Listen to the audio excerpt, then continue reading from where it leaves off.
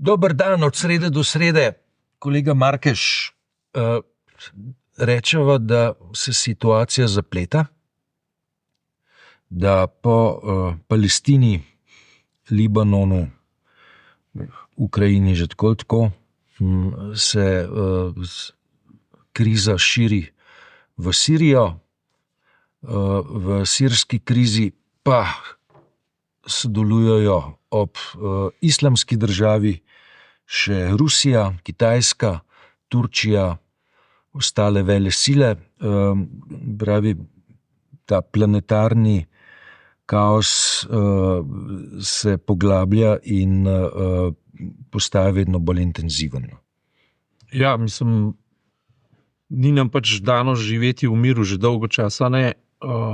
In od notranje do zunanje politike in nazaj, ne, se vedno dogaja neka nesigurnost, neka asimetrija, ki jo stalno poskušamo spraviti v neko harmonijo, pa očitno ne gre in ne bo šlo. Ne. To svetovna dogajanja, recimo, ne, jaz sem res je to v Siriji, se je zdaj zgodilo nekaj, kar bi lahko bil pandan temu, kar se dogaja v Izraelu, čeprav to na nek način ni, ampak islamska država dviguje glavo. In zanimivo je to, da se je prvič v to tako dosti vidno vpletla Kitajska. Seveda Rusija tudi, ki aktivno podpira sirsko oblast. Rusija je bombardirala starodavno mesto Alep, recimo, ne? Eno ključnih vozlišč antičnega sveta, trgovskih vozlišč. Ob vojni, ki ubije v Kijevu, ki ubije v Ukrajini, se zdi potrebno tudi posegati v mednarodna prizorišča, v mednarodna žarišča, in to je na Bližnjem vzhodu, in to kaže na to, kako Kremelj v bistvu strateško poskuša preoblikovati svet in da mu ni samo do tega, da rešuje neke spore svojega lastnega ozemlja, ampak hoče imeti status vele sile, ne, kar je zanimivo. Treba biti tukaj natančna, ne? Ukrajina ni rusko ozemlje. Ne? Si pa Rusija predstavlja, da je Ukrajina njihova interesna sfera, ki jo pa lahko, zato ker je domnevno njihova interesna sfera, po svoje urejajo. Ja, Rusija je do zdaj izkazovala svojo zgodovinsko prisotnost na tem ozemlju in trdi še vedno, da ji pravzaprav ni do same Ukrajine kot države per se, ampak je v bistvu samo do pokrajin, ki so njeno zgodovinsko interesno področje, v katerem tudi živi včasih prevladujoča ruska manjšina, Donetsk, Lugansk, pa Krim. Ne? To historično je bilo nekoč pač rusko, ampak to je tudi cilj, ki ga hoče doseči in ga Zelenski oziroma Ukrajina noče predati. Ne? Zdaj tukaj naslednji moment, ki je presoden, namreč Zelenski sam je začel govoriti, verjetno pod pritiskom zaveznikov ali pa zunanjih okoliščin, mogoče celo ne Evrope, predvsem Združenih držav Amerike, da je to vojno treba končati v letu 2025, spravo v naslednjem letu. Ne? In to je izjava, ki jo imamo na eni strani, na drugi strani imamo pa pač izjavo, se pravi, kar rečejo president-elect, to se pravi predsednika, ki bo 20. januarja inauguriran, in to je Donalda Trumpa, da bo to vojno ustavil v 5 minutah. Potem je to razširil na en dan. Je jasno, da ne bo vojno ustavil niti v 5 minutah, niti v enem dnevu, ampak očitno jo pa namerava ustaviti in očitno jo namerava ustaviti na tak način, da se bo z Rusijo pogovoril. On, ne Zelenski. In Zelenski je pač izjavil, oziroma pač ukrajinska diplomacija, da morajo do Trumpa priti pred Putinom v pogovorih, ne, kar pa mislim, da ni mogoče. Ampak na drugi strani imamo pa tega istega Trumpa, ki se postavlja kot mirotvorec v tej situaciji, kot nekoga, ki je Hamasu dal ultimativno grožnjo, in sicer, da more do 20. januarja vrniti vse izraelske talce, sicer bodo doživeli pogrom, kakršen ga še nikoli niso imeli in ga tudi še ni, Združene države niso izvedle v svoji zgodovini. Ne. To je zelo masivna grožnja, ne. To je zelo trda grožnja, to je zelo velika grožnja, posega spet v ureditev Bližnjega vzhoda, v katerem so partnerji, kot je v Siriji zdaj dokaj jasno, med drugim tudi Rusija in med drugim tudi Kitajska in verjetno tudi Irana. Ne. In interes, ki se lušči iz tega objema, je predvsem Netanjahujev Izrael in pa velika lobijska moč in moč vplivanja na samega Trumpa.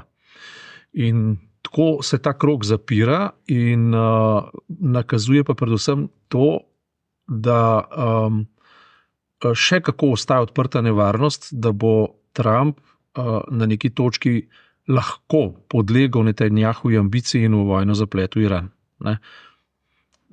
Zakaj pravzaprav gre? Ne, da Trump v trenutku, ko zagrozi na tak način s takim nepokritjem realnosti, ne, kaže na to, kako zelo šibek predsednik je in kako zelo bo na ameriške odločitve vplival lobby, ki ga pogojuje, ki ga je vedno pogojeval očitno in ki ga pogojuje.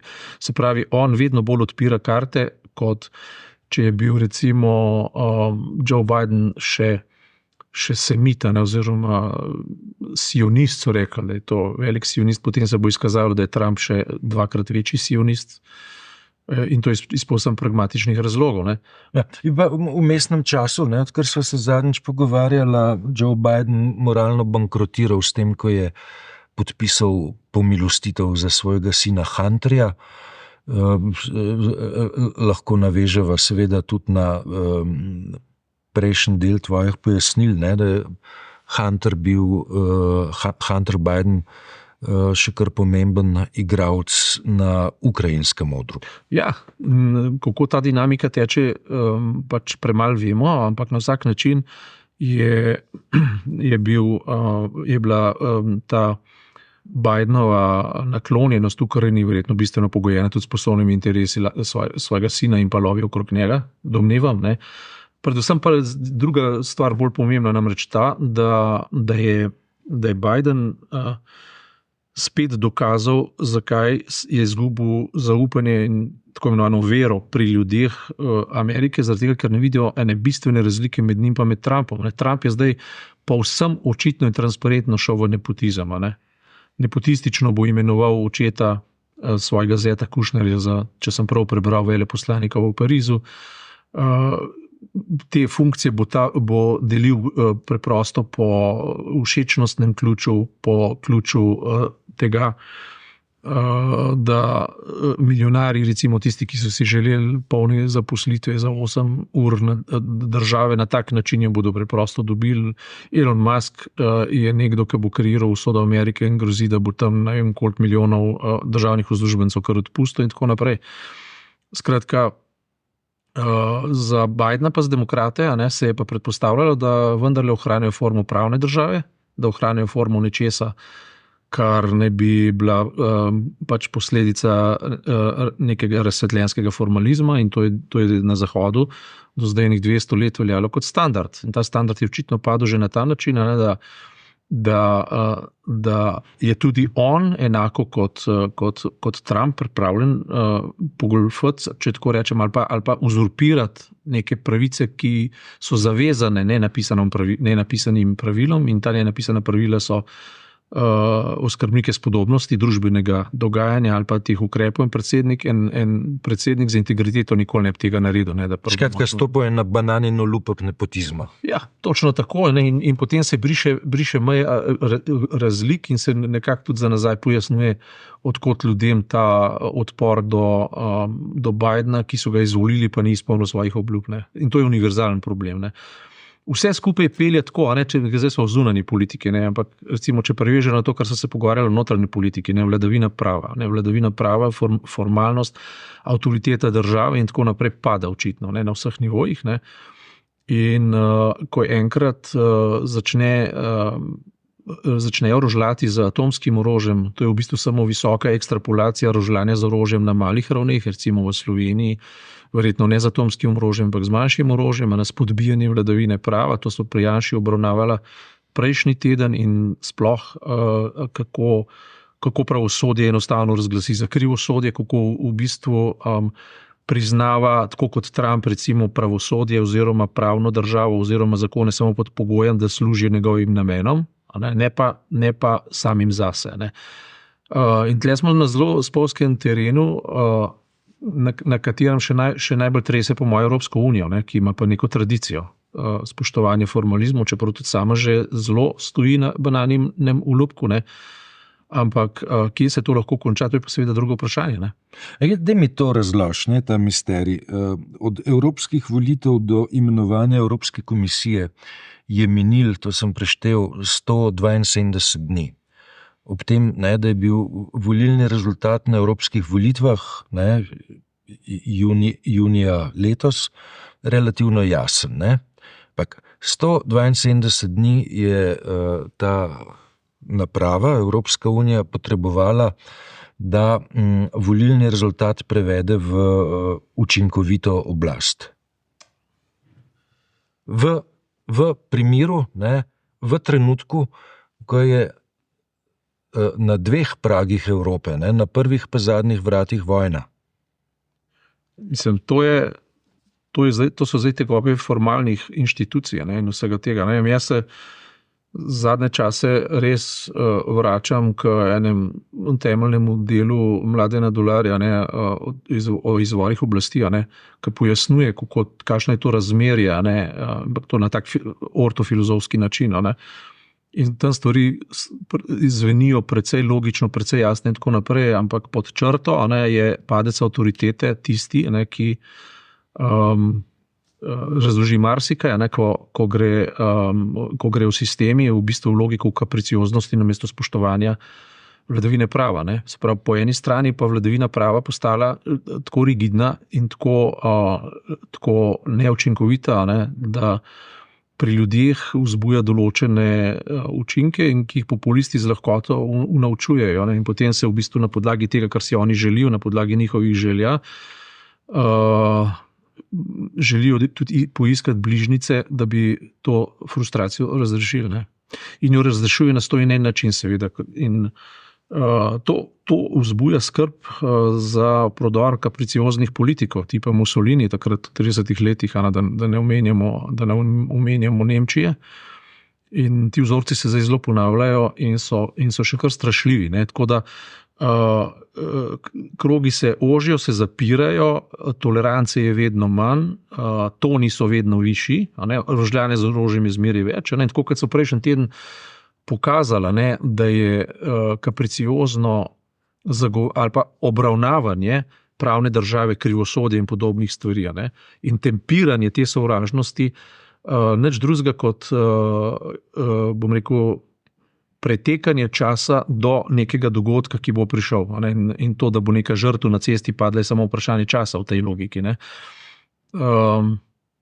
Pravna država sama po sebi je pa v krizi. Ne. To se pravi v krizi kot sam političen pojem, kot družben pojem in ne samo kot pojem, kot praksa. Ne. Je v krizi, vedno več je pa kapricioznosti in nekih teh nadjazovskih momentov. In to je treba nasloviti. Ne? In za Evropsko unijo pa ni nič drugače, ne? Ker je pa struktura še toliko bolj zapletena, zaradi tega, ker moraš upoštevati, da je treba 27 držav zložiti v eno zgodbo. Ne? In to vzame ogromno časa, ogromno nekih usklajevanj in na koncu imaš potem pa še ekscesne momente, ala Orban, ne? Ki v bistvu zanika sklep in odločbo ICC, in preprosto Netanjahuja povabi z zagotovilom, ne? Da ne bo nobenih konsekvenc in da ga Madžarska ne bo aretirala, kljub temu, da on ni pravosodje, ampak je predsednik. Ne? Se pravi, ja. Skratka, to je situacija, v kateri živimo in se jih drugače ne more imenovati kot krizna. Okay, omenil si med drugim erozijo tolerance. Ja.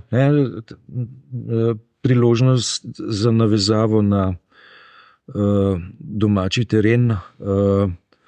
Levica, stranka Levice je sklenila, da zamrzne status članstva v stranki Mihi Kordežu, sicer enemu od ustanoviteljev stranke, bolj prepoznavnemu politiku, ne nazadnje kandidatu za predsednika republike te stranke. erozija tolerance. Brez dvoma, ne, ker če kaj naj bi veljalo, dobro, zdaj grejo lahko po sledih nekega razsvetljenskega momenta, ki je gradil na toleranci, ampak ne samo na toleranci kot izogibanju konfliktov, ampak dobesedno na sprejemanju drugačnosti in vsem to je zdaj v polni krizi. Ne. Vsaka drugačnost postaja vedno bolj osovražena, medtem ko je bila svoj čas vedno bolj spoštovana. Ne. Vprašanje tolerance in spoštovanja drugačnosti se je bistveno zožilo samo na ciljne skupine, ne, kot so LGTB oziroma vprašanje evtanazije, vprašanje splava, umetne oploditve in tako naprej. Skratka, iz enega širšega obzorja so šli je družba šla v debato oziroma pritiski, predvsem iz desne, so prišli na tiste točke, kjer je konflikt mogoče zaostriti do skrajnosti, in se spraviti na ljudi, ki so šibki, ki nimajo družbene moči. In tam je najlažje, po sistemu volčjega krdela, skoči celo krdelovo oko, skoči na ranjeno ovco in jo raztrga. Ampak toleranca je v tem smislu družbenem pa tudi pojem celotne družbe v širšem segmentu, ki je pa praktično tudi padla. To, kar je zdaj naredila stranka Levica, po mojem mnenju, izkazuje natanko to, da če bi kaj tradicionalna levica zdaj govorimo v razsvetljenskem smislu, se pravi nekaj, kar paše v prodor neke umike po francoski revoluciji in potem seveda tudi vzpostavitev na nek način pravne države in nekega dogovora, neke dogovorne modeliranja družbe, ko je bilo to res neka vrednota, model ene stranke. Jaz se spomnim še na začetku 90-ih let, ko je partija sestopala in je šla v tranzicijo in ko je nastajala nova medijska scena in tako naprej. Takrat je bil LDS znal biti toleranten, kljub temu, da je celo nasprotne medijske projekte na nek način tiho vzpodbujal. Zato, da je vzbujal vtis, da živimo v družbi dialoga, tolerance, kritika se prenese in tako naprej. Tega danes ni več. Danes se medijska scena popolnoma zaostruje, novinarji hodijo po svetu ponižani in razžaljeni, sploh nimajo več neke moči, kakršno so imeli recimo leta 91 in naprej in tako naprej. In v strankah je bila pa tudi notranja debata. Praktično v vseh strankah je potekala neke vrste notranja debata. In stranka, v kateri bi pričakoval, da bo to tradicijo še vzdrževala in negovala, brez dvoma bi morala biti Levica. In to, da je Levica v bistvu v kot stisnila edinega človeka, ki je brez dvoma brezkompromisen, ki je brez dvoma radikalen, ki je brez dvoma nepopustljiv in tako naprej. To bi lahko bil, kot sem že večkrat tukaj povedal, maskota te stranke, ker češ mi to debato prenesemo. To, da se je Levica neoliberalizirala do določene mere, je več kot očitno, da se je skonformirala, je tudi več kot očitno, ohranila pa je neke vrednote in potem jo prepoznamo kot potrebno, potem jo prepoznamo kot korektiv tudi v sedanji vladi. In celo sama vlada je imela to toleranco, da si je Levica ugradila, pa je recimo mogoče ne bi bilo treba. Mislim, je tudi Levici uspel čez vladno in parlamentarno proceduro spraviti kar nekaj projektov. Ja, in mogoče prav po zaslugi Levice, kot fenomena političnega v Sloveniji so neki premiki, ki niso zadovoljivi za mi dva to kritiziramo zdaj že 2 leti, premalo v zdravstvu, premalo v nekih drugih socialnih sistemih, ampak Levica je kljub vsemu dosegla neko zadržanost, da ta stvar po neoliberalni trajektoriji ne gre dejansko v nepovratno neokapitalistično neoliberalno smer. Zdaj, če pa sama stranka znotraj sebe ne prenese te iste tolerance, da bi enega člana, ki ga obsoja dobesedno na eksistenčno smrt, se pravi, se sploh ne znam predstavljati, če Miha Kordiša izločijo iz svojega sistema, ki bo sploh še dobil kakšno zaposlitev. Skratka, to pa je witch hunt, bi rekel Trump. To ni hec. To, da nekega idealista, in on to brez dvoma je, če rečemo materialistični idealist ali kakorkoli to vzame, ne prenese, to je pa zelo slab znak in hkrati pokazatelj širšega nastrojenja te družbe. In ta družba ni tolerantna, slovenska sigurno ne, ameriška toliko manj. Ne.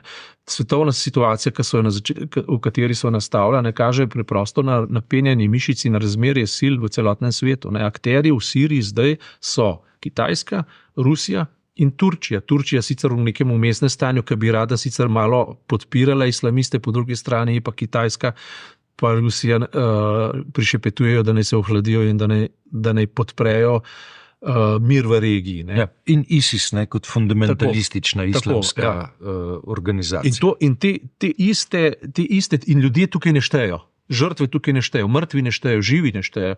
Šteje samo geopolitična strategija in podobno se v notranji politiki pri nas tudi družba strukturira. Ne. Se pravi, ljudje dejansko izgubljajo neko suverenost je itak šla, ampak izgubljajo tudi vse temeljno dostojanstvo. Ne. Delodajalci ljudi stiskajo. Grdo, preprosto avtokratsko. Ne. Državljani so postavljeni pred neko pozicijo, v kateri se stvar razslojuje na neko elito, na nek višji sloj in na nek nižji sloj. Ne. In to se vse ostreje dogaja. Ne. Skrbnik tega, kritik te situacije bi moral biti prav levica, ampak dejansko kritik na način, da pokaže tudi sama svojo lastno zmožnost do neke tolerance, do nekega dialoga. Ne. Skratka, na zaključku leta 2024 smo v položaju, ko dejansko ni nobenih velikih razlogov za optimistične izjave ali pa za optimistične najave, ne, če tako rečem. Zdaj, a gre temu dejstvu navkljub položiti orožje pa se predati? Mislim, da ne. Mislim, da se izmeri treba postaviti po robu stvarem. Stvari vedno v amplitudah, pa v zgostitvah, pa v razrečitvah, pa v obratih. Tako da pesimizma ne bi prodajal, ampak realno stanje pa tako, kot je. Ne? Dobro, kolega Markeš, hvala za tokrat. Nadaljujemo kmalu. Drži.